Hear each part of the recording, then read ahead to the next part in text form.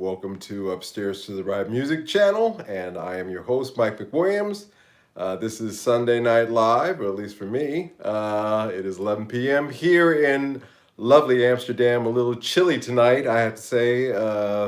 It's pretty cold these days. We didn't have much snow this winter, but we certainly have a cold that is lingering. Thank you for joining in this evening and watching. Today's topic, we're going to talk about pickups. I had a very interesting revelation about pickups this week that I'll share with you. And also, I'd like to discuss, the basic reasons of ins and outs of why, in my opinion, pickups are 80% of the game when it comes to electric guitars. As you know, I'm very fond of saying that, and I have my reasons behind that. So let's start off. The materials themselves in to compose a humbucker pickup. Let's talk about humbuckers tonight. We really are going to stick with that because I'm not much one for single coils at the moment. So we'll talk about humbucker pickups. With humbuckers, the cost to make them is actually not a lot. It's actually very inexpensive to produce one. The material costs are anywhere between $15 to $25 to produce, depending upon the quality of the materials. So there's not a lot there in terms of the actual material costs when it goes into making pickups. However, I can take those same $15 to $25 materials and give it to one guy, and he can produce, a pickup that costs $30 on the market. Whereas I can give those same materials to another guy, and he can produce a pickup, a humbucker pickup, that will go for upwards of 150, even more than that, $200 per pickup. Why is that? Well, let's take a couple of things out of the equations. The first thing is if you're doing them in bulk, so we're talking about there's three categories of pickup manufacturers. So let's first talk about the ones that are going to do them in bulk. That would be your mass-produced ones that do it for quantity and quality. We'll talk about what I mean by that in a moment. But in any case, in that regard, you're going to have QC issues. You're certainly going to have employer cost because you're going to have to hire people to do that. And of course, your profit margin is going to vary depending upon what you come up with in terms of your overall factory layout and your business plan. With a company, for example, like Roswell in Korea, they're a bulk producer, but they're a bulk producer of pickups in quantity. They have a lot of companies that they hey Newland, hey brother, how you doing? Thank you for coming. I know it's early for you. Thank you so much for showing up. So a company for example, as I was saying, Roswell in Korea, they are a quantity producer. So they are going to go and source for the cheapest pickups that they can possibly, come across the material cost, the pole pieces, the bobbins, the covers where they're nickel or not, usually not. So, they are really going to produce a pickup that will do the job. I have had a lot of pickups. Just so you guys know, as you know, I have a reverb shop. You're always welcome to take a look at it. And on that reverb shop, you can see that I've moved a lot of pickups. I have a lot of pickups in this little box sitting here next to me. So I have a lot of experience with them, and I can say that pickups like your Wilkersons, your Roswells, what else we got here? Well, let's just stick with those. Your Wilkersons, your Roswells, those companies are going to produce a pickup that's going to do the job basically. And in some cases, the QC on them are going to be pretty uneven. They do produce wines that on machines, they're not hand wound. So they are producing on machines, but even then the quality and the way that it is assembled can really vary from pickup to pickup. Hey Mike, and everybody, can't believe I finally got a live show back, and yeah. Hey Bob. Sorry, man, I don't have my reading glasses on. I should have them here next to me. But thank you for coming in, Bob. Good to hear from you, sir. Yeah, so they're just going to go for the quantity. So, and of course, the more that they produce, of course, their costs go down. So it can be lucrative for them to do that. But they are still going to produce a pickup that is going to do the job. But it's what I call now, my terminology is a one-dimensional pickup. It's a mile wide, but it's an inch deep. It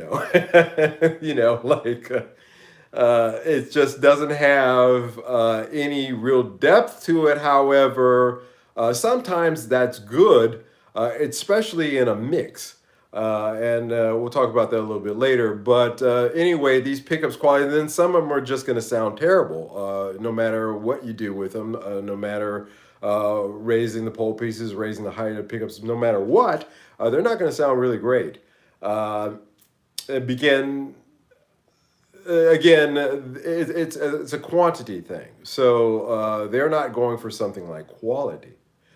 So with a mass-produced quality pickup, we'll talk about Seymour Duncan, Gibsons, DiMarzios, EMGs, Fishmans, Fenders. You can fill in that category. I'm sure you understand what I'm saying. These guys, they mass-produce, but they're going for quality. Gibson started the humbucker game.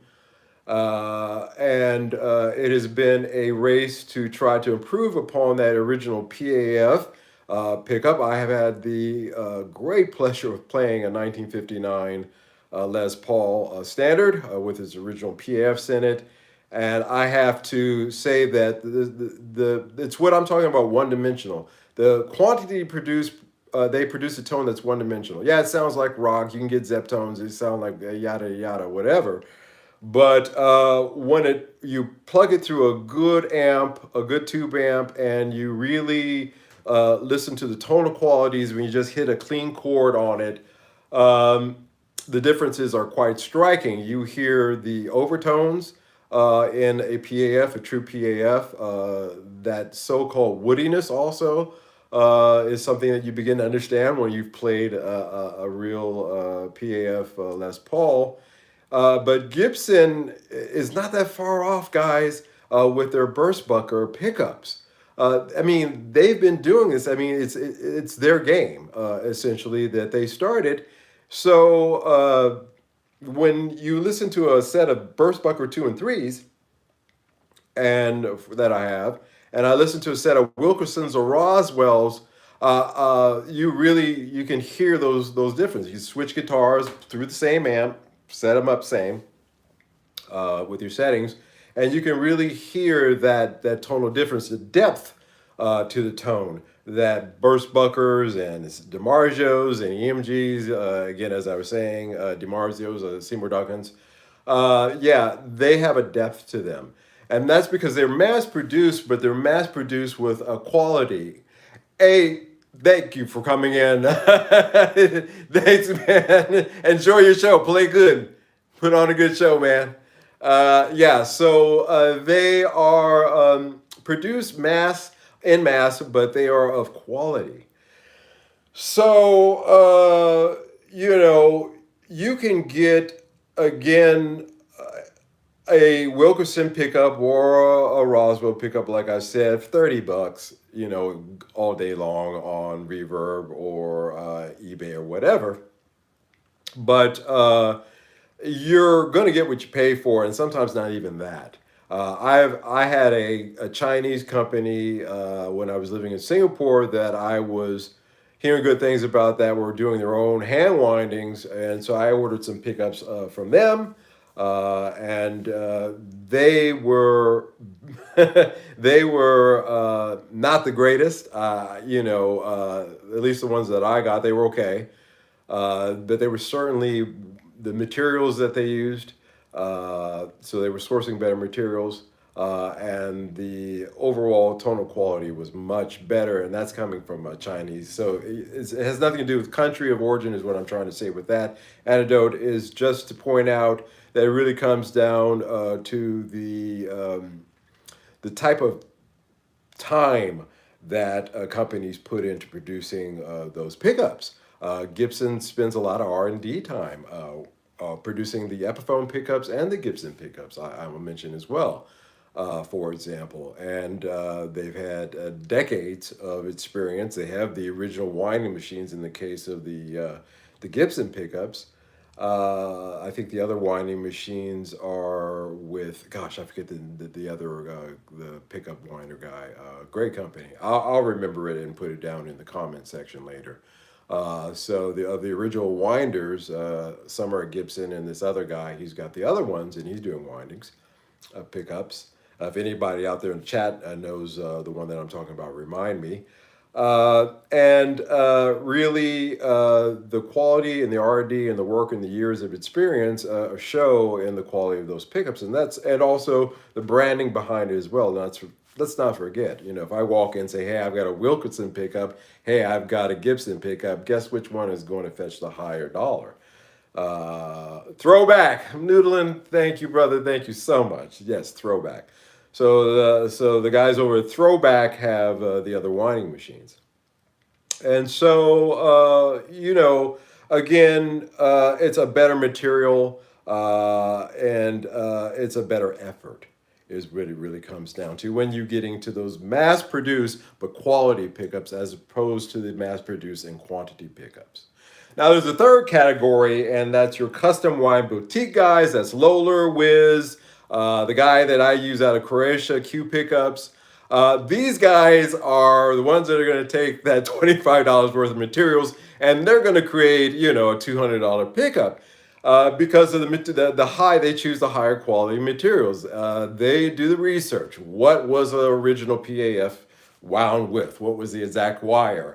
What was the weights of the pole pieces? What were the magnets used? What were the variety of magnets used? Were they, 2, 3, 4 alnico magnets, polished or unpolished? And these guys, is it possible the other guys, and I don't know the name, but it's a heritage card possibly that has the other one? No, it's Throwback. It's Throwback, Bob. Throwback, those guys over there, they have the other machines. As Noodlin pointed out. So these guys are artisans. They really are. Again, they can take those same, $15 to $25 materials, as I used an example, and they can really turn it into something that just sounds really stunning. As good as, or in some cases with those Whizzes, because I really love the Whiz pickups. I wish I could afford them, but they're out of my price range. The clarity, the beauty of those pickups, and the sound of those of the pickups are astounding. Q pickups, being on the lower end of the custom boutique wines, the pickups that I order from them, the Alnico 3 pickups that I specifically ordered from them are astounding. The depth, it's 2 miles wide and 2 miles deep. While describing anything, I'll say I wasn't.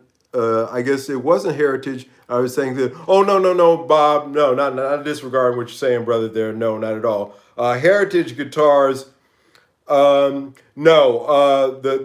Those winding machines that were at the Gibson factory, they went with Gibson during the move to Nashville.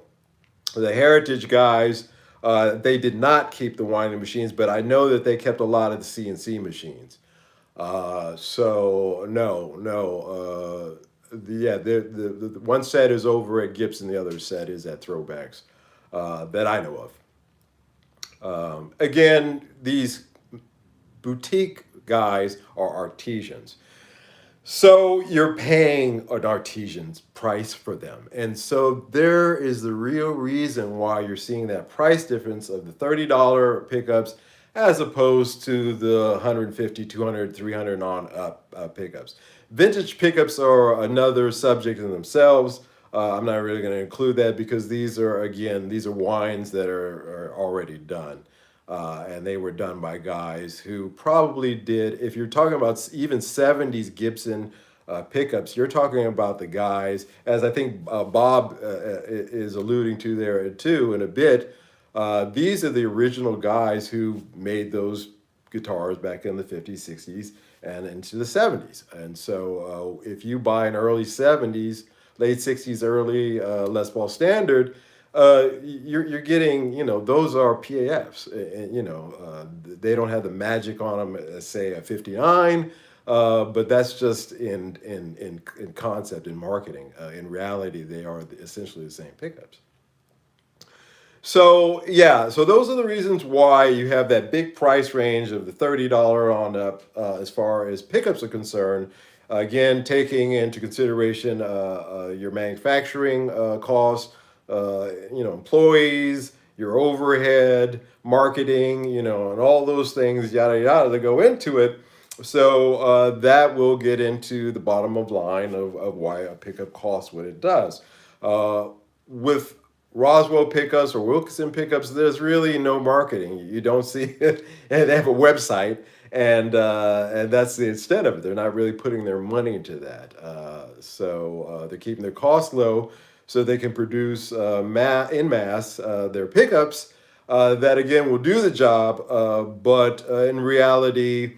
They're not there really is something there. Again, 80% of the game plan there with the guitar is the pickups. And you know, you can take a cheap guitar and put really good pickups in it, and sonically, as long as everything else is working, you're in the same ball game as the guy standing next to you with the more expensive guitar with the same pickups.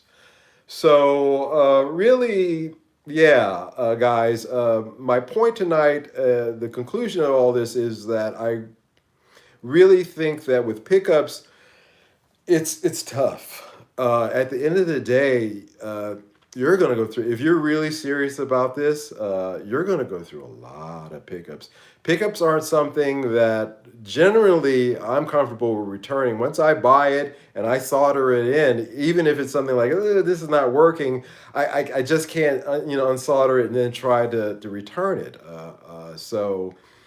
For that reason and a lot of other reasons, it's up to you, and whether or not you may be able to return it at that point either is an issue.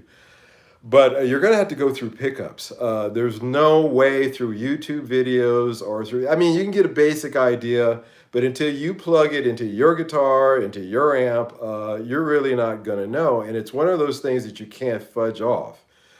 It's one of those things that really you have to dive into and spend the coin on. I have, my gosh, again, look at my reverb page, and you can see the variety of pickups. Those are the ones that I've sold. It's not including the ones that I'm still holding on to. Like I still have a set of super distortions because I love those pickups. I think that in the bridge position, the old 77s, like I have, sound fantastic. Just not for what I'm doing right now, but I'm glad to have one. You'll go through pickups and you'll start to get an ear for them.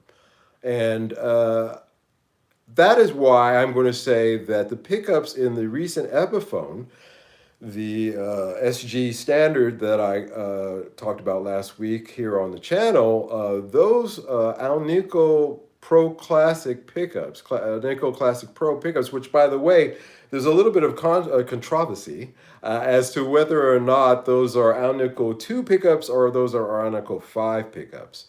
I said Alnico 5. I said Alnico 2. They could possibly be 5s. Again, there's a little bit of discrepancy out there on the internets regarding the exact, even within Epiphone's website, they stated them originally as 2s, and then later on they said they were 5s. But in any case, they are fantastic pickups. I come from, I'm old, so I come from the generation that we automatically slub off Epiphone pickups. I had the Classic Pro Hots, or the Hot, I forget what the Hot, I can't remember the designation of them. They came in my 2013 Epiphone standard. And they were terrible. They were god-awful pickups. And so those went out, and it didn't really surprise me. I think I played with them for 5 minutes, and I chucked them and put in the midnight specials in that one.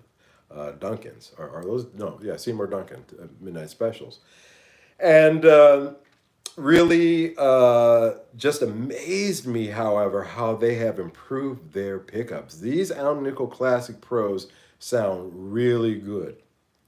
I loved them in the SG.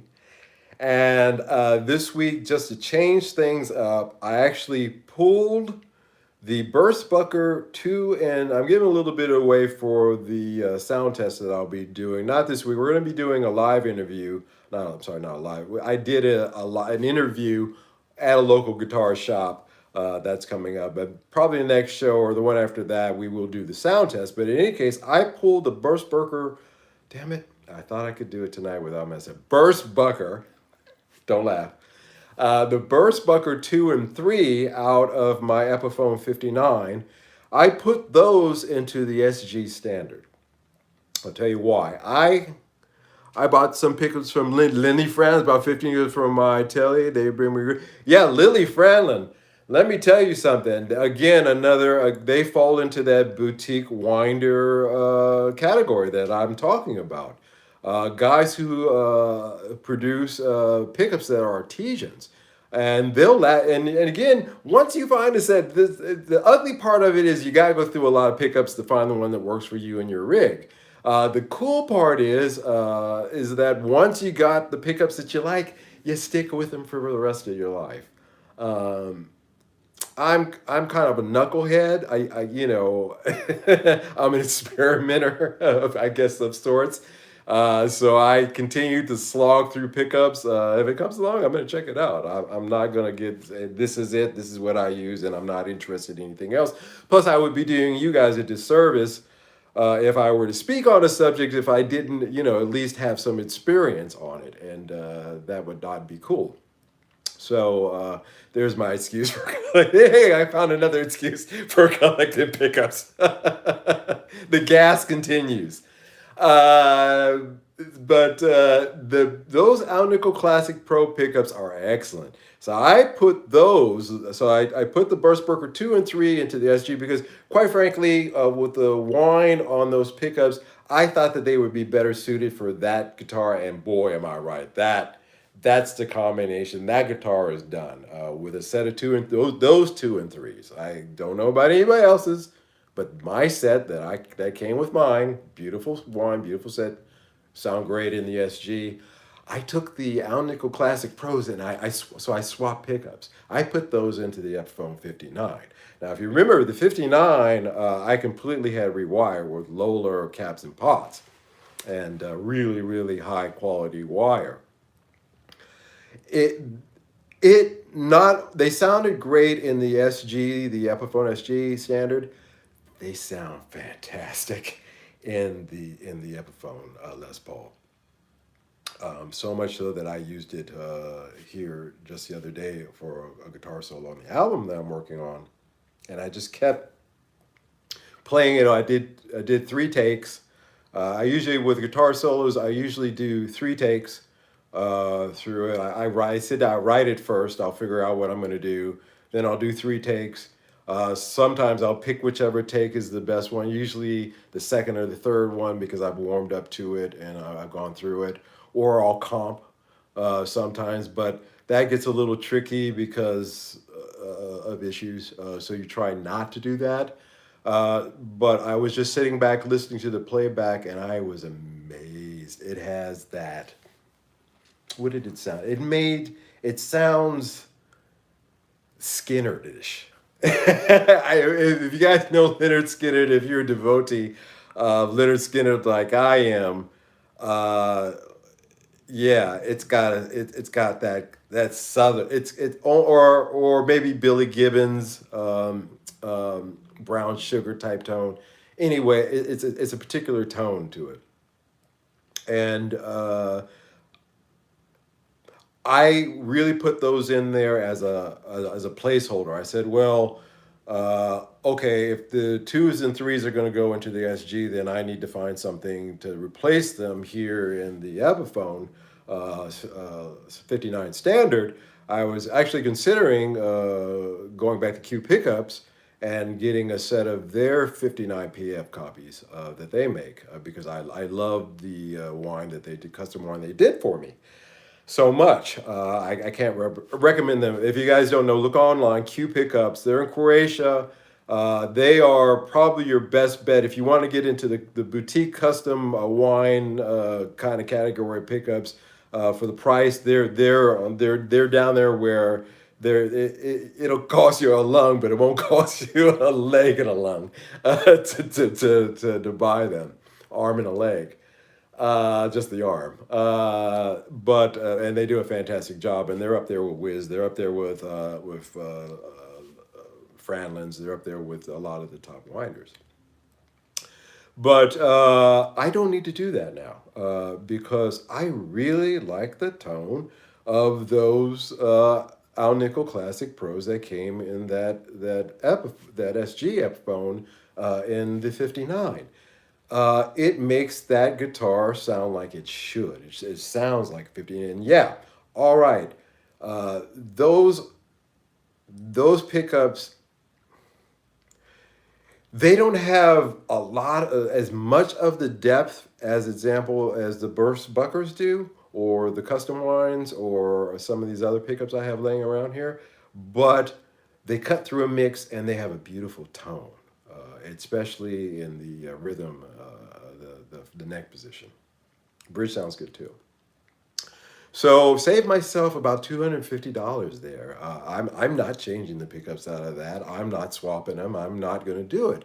And I learned a lesson too that those Epiphone pickups uh, aren't the ones that I grew up with, and that if I listened to what people say on the internets, I would have missed out on that. The fact that I took a chance on it and put them in there and listened to it and was astounded. That's what I mean. That's something that you're going to have to do. You're going to have to experiment a bit if you're looking for pickups. Uh, it's a costly thing though. It's going to cost you money. I spent as much on pickups as I have on some guitars. In totality. 200 bucks a shot, or sometimes I pick them up secondhand. And when I lived in Singapore and I was able to travel through Southeast Asia and go to a lot of those secondhand shops and places like that, I got some bargains on some things. As a matter of fact, I think my Saturday night specials that I put in my standard that my brother has, the 2013 one, are from a shop in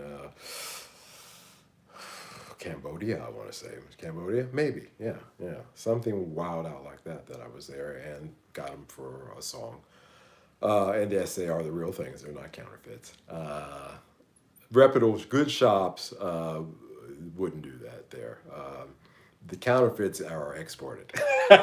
They don't have them. That's the funny part. I keep telling people that I never saw a Chipson. I never saw counterfeit pickups. I only saw the real things that they had when they had them in the shops. All the counterfeits and stuff that you guys see out in the West, all that stuff is getting exported. They're not holding on. They're bringing in the good stuff. They're exporting the counterfeits. That's funny, but that's true. That is absolutely, take it to the bank, true. So pickups, yeah, let's wrap it up with pickups here. That was the point of that, is just to go through the background of pickups, their cost, how they're manufactured, and how is it possible that what I would consider a mass quantity pickup like Wilkerson could differ from a mass quantity pickup like for example the Epiphone pickup, the Uncle Classic Pro, versus a set of Whizzes or Lindy Franlins. And I hope you guys understand that. I guess the moral of this tale and what this really is about is that you're going to spend some money when it comes to pickups. There is no escaping that. If you're really serious about this and you really are looking for a tone, you're a tone chaser, you're going to go through a lot of pickups. You better learn how to solder, or you better have a really cool Luther who would do it for you for cheap. But either way, it is an experience that you are probably going to go through, with pickups being 80% of the game. The other 20% is your caps, your pots, your nut, and your machine heads.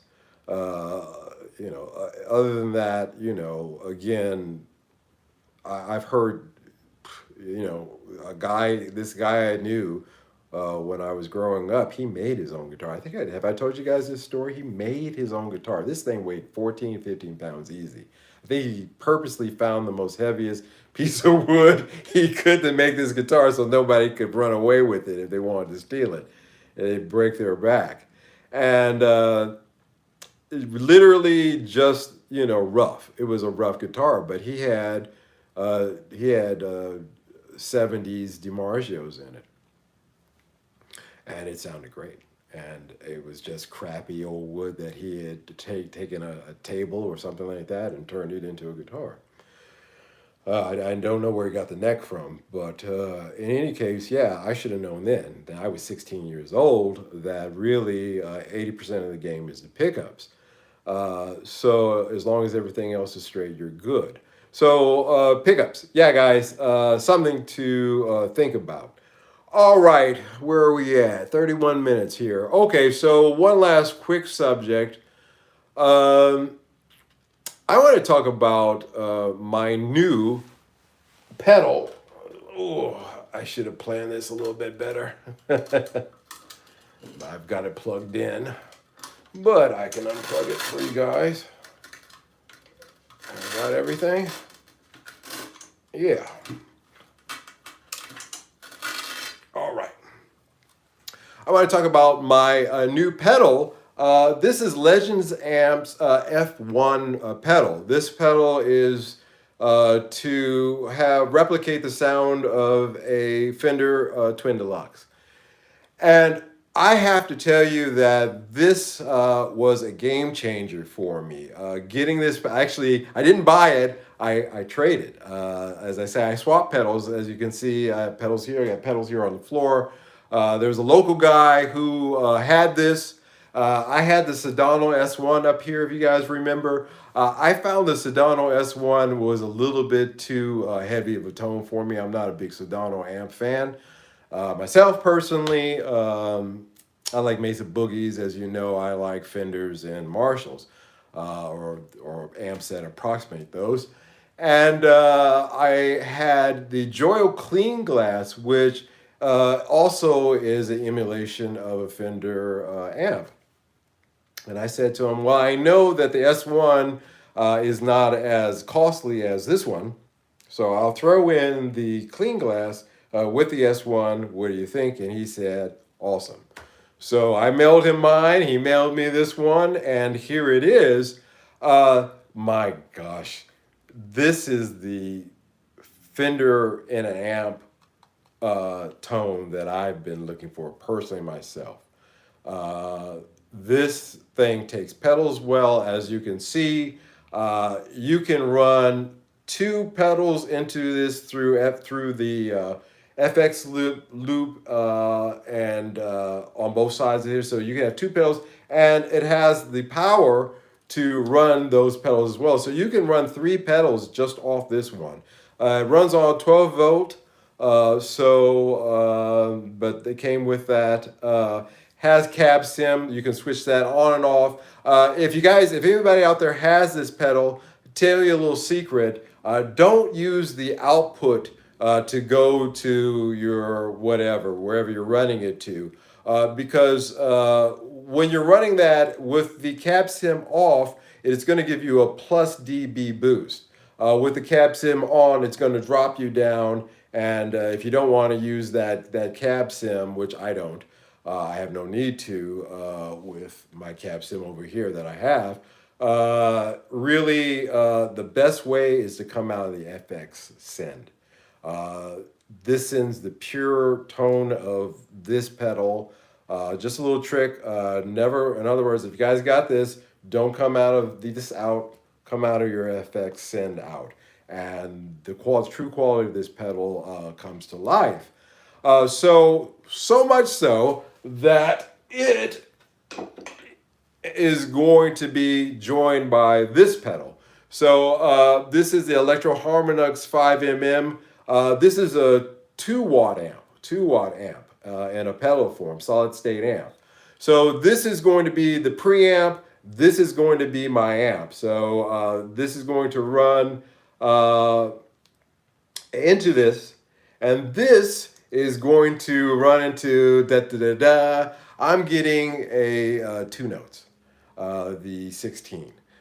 So this will run into the 2 notes, and then the 2 notes will run into my speaker simulator. Then that will go into my computer. So I am going to be running an amp. The ampless board that I've been running with using just preamps, it works beautifully. It sounds great. But I've been itching to make the change over to an amped pedal board. It simplifies things a lot too. Really, it's a 3 pedal amp, a 4 pedal amp board. It's this, the Blues Breaker, sorry, the Blues Breaker, my reverb, my spring reverb, and then this, and that's it. And really just wonderful, wonderful sound that I got experimenting without the amp. I'm sure with the amp, it's gonna sound great. Can you run the R's and yeah? So yeah, the 2 notes has IRs built into it. However, the Cab Zeus Mono doesn't use IRs. It uses frequency response in order to create its simulations. A little bit different. I like it a little bit better. You're stuck to the FRs that are in the Cab Zeus. But I like them. I like the sound of them, and so it works for me. It's a small little box. It fits on my pedal board, and the IRs in the 2 notes are great too. I also have the option of using those if I so wish. I'm just, I know what the Cab Zeus sounds like, what the emulations sound like, and how they work with my rig. So I'll just stick with that. But yeah, excellent point. Yes, you can just run the IRs that are in the 2 notes. So this is a big step for me. The Cab Zeus are IRs. No, they're not noodling. I thought so too. I looked on their website, and if I wasn't using my way of looking things up to talk to you guys, I'd look it up. Noodling, if you get a chance, look that up. Go to Cab Zeus's website and take a look there and read that. If I read that correctly, those are not IRs. They're using a different method of creating the speaker emulations in there. Take a look at that. I'm pretty sure I'm not wrong about that, but at my age, who knows? I put one fact in my head, the other one falls at my ear. But I'm pretty sure about that. Look that up, Newly. I would appreciate that, and let us know if I'm correct. I want to make that leap. So that is going to be my new pedal board. We will do a show on that. We'll film that, me putting that together and how it sounds in the end. Just running this with the Blues Breaker. I got to tell you, I'm really, just with the preamps alone, the tone is really going through the Cab Zeus. The tone is really, really, really good. Honestly speaking, it's exciting to me. So this week, from Tomon, I expect a box that will have the 2 note 16. This amp can run 8 or 16 ohms. So I could get the 8 ohm one. The price is actually the same. So I'm just going to get the 16 because things like, is this plugged in? Well, anyway, the Joyo back here, you guys can see it. So the Joyo there, that's 8 as well. I can run the cab, I can run that through the 2 notes as well and use it, other than just as a decoration, because I honestly don't use it for anything. It's cool. It's got a great Marshall tone to it, the original one. The new one that they came out with, I don't know. But that one sounds. So I can use that. I can use my Laney. I can start recording, using my my tubes and my other amps.